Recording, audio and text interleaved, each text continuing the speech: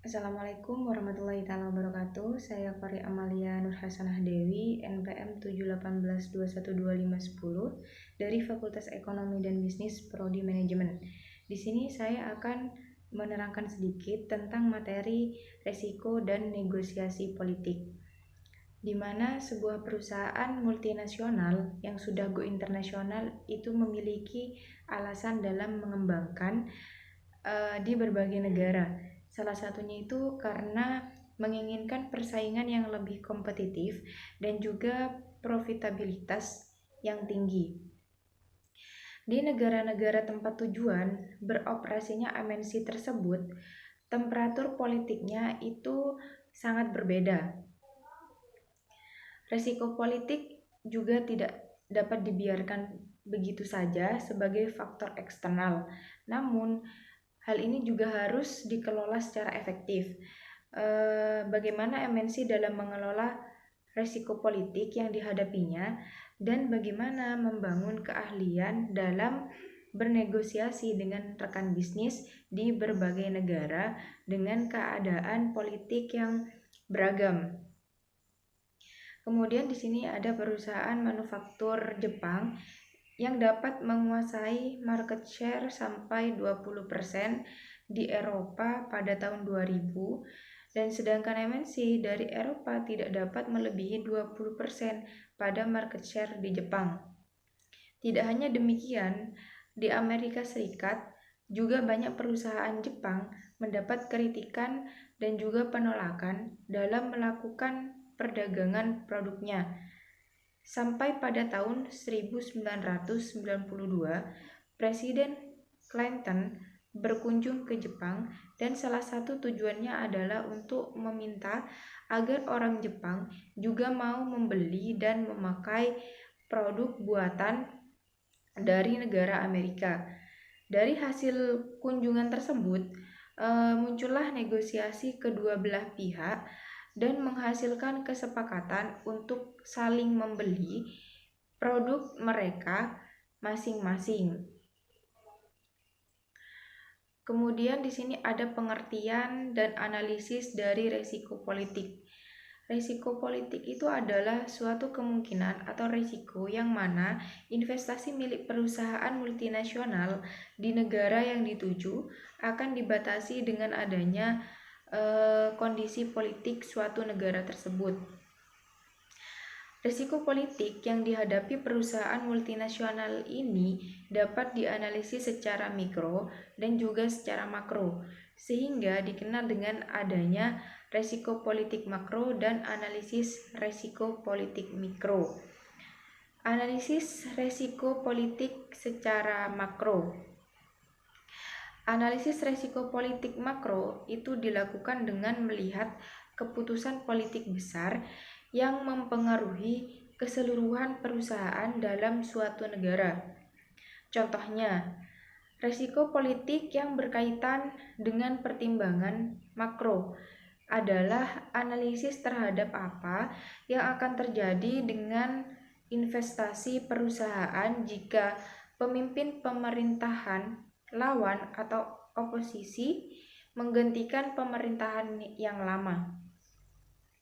Kemudian ada analisis risiko politik secara mikro, dihubungkan dengan kebijakan-kebijakan dan tindakan-tindakan pemerintah yang mempengaruhi sektor-sektor ekonomi tertentu atau bisnis asing secara spesifik dalam suatu negara.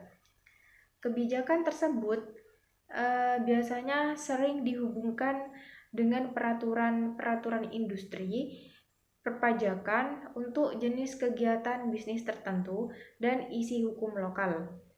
Adanya pengaruh dari kebijakan makro ini terhadap kegiatan bisnis. Di sini ada 3 risiko politik. Itu ada risiko transfer atau risiko ini muncul dari kebijakan pemerintah yang berkaitan dengan pembatasan pada perpindahan modal, pembayaran produksi, teknologi, dan juga perpindahan orang dari dan keluar negara. Kemudian ada risiko operasional atau kebijakan pemerintah yang terkait dengan membatasi manajemen dan kinerja perusahaan. Contohnya, pengendalian harga, pajak, dan juga ekspor. Kemudian di sini ada risiko kepemilikan pengendalian, yaitu terkait dengan risiko tindakan-tindakan pembatasan kepemilikan. General investment dan spesialisasi investment. Investasi umum itu terdiri dari investasi konglomerat atau barang yang diproduksi di negara lain itu tidak sama dengan yang diproduksi dengan negara asal. Kemudian investasi vertikal itu meliputi produksi bahan baku dan setengah jadi yang perlu diproses lagi menjadi barang akhir. Kemudian ada investasi horizontal, yaitu meliputi produksi barang jadi yang biasanya sama dengan yang diproduksi di negara asal. Investasi khusus.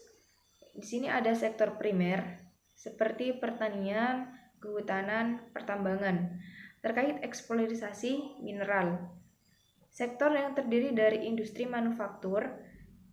Sektor jasa meliputi jasa transportasi, keuangan, dan juga asuransi. Pengelolaan negosiasi. Negosiasi ini merupakan proses tawar-menawar dengan satu atau lebih pihak lain untuk mencapai tujuan yang disepakati bersama. Di sini ada tahap-tahap negosiasi. Perencanaan atau penetapan tujuan membagi masalah menjadi pertimbangan jangka pendek dan juga jangka panjang. Dan juga dapat menetapkan cara menyelesaikan masing-masing dan menetapkan urutan pembicaraan. Kemudian membangun hubungan interpersonal dengan melibatkan orang-orang yang akan diajak kerjasama yang akan dibangun atau disepakati. Yang kemudian itu ada saling bertukar informasi, di mana mereka saling memberikan informasi yang diinginkan untuk disepakati. Kemudian ada persuasi. Seberapa baik saling memahami, mampu mengidentifikasi kekurangan dan kelebihan, menciptakan pilihan baru untuk masing-masing pihak, kesudian untuk mencapai solusi bersama. Kemudian juga ada perjanjian. Pada tahap ini, setiap negara memiliki budaya yang saling mempengaruhi perjalanan proses negosiasi. Di sini ada jenis-jenis negosiasi distributif. Sering digunakan pemikiran bahwa salah satu pihak yang menang dan memberikan sesuatu pada pihak lain. Integratif, kooperatif. Ada yang menang dan yang kalah.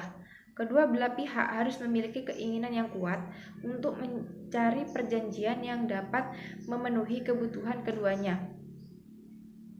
Tingkat kejujuran yang menyertai informasi harus dirundingkan secara terbuka. Terdapat gaya-gaya negosiasi submisif atau pasif behavior yang mengundurkan diri, segan, menonjolkan diri, akomodasi diri, komplain, yielding atau menurut unresting atau gelisah, tidak tentram. Aggressive behavior, violent, gerang, fighting atau berjuang, exert pressure atau tekanan, mendesak, forceful atau dengan penuh, ancaman, quarrelsome. Assert behavior menampakkan diri tidak mendominasi pada situasi namun tetap pada pemikiran positif dan memperhatikan secara seksama. Strategi negosiasi competition, collaboration, subordination. Taktik negosiasi lokasi keterbatasan waktu, hubungan antara penjual dan pembeli. Apakah menjadi penjual atau pembeli?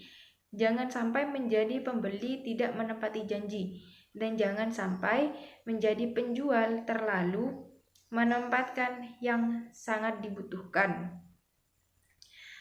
Mungkin hanya ini yang dapat saya sampaikan. Kurang lebihnya mohon maaf. Wassalamualaikum warahmatullahi wabarakatuh.